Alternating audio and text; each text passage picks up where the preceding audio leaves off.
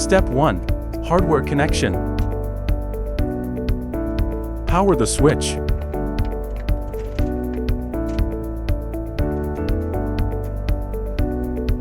And access the internet. Step 2. Create a project. Open the Wi-Tek Cloud app. Click the plus sign to add a project. Select Universal Project. Enter the project name and password.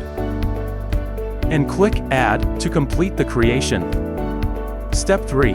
Device identification and addition. Scan the serial number QR code on the back of the switch. And select Cloud Management. Click Auto Detect. Enter the last 6 digits of the MAC. Click Auto Detect. Step 4.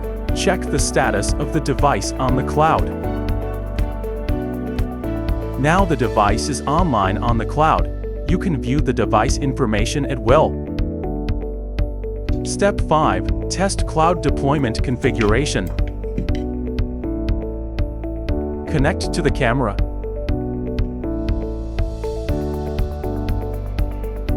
Select the port. And turn off the PO function of the port. You can see that the port indicator on the cloud is off and the local device indicator is off.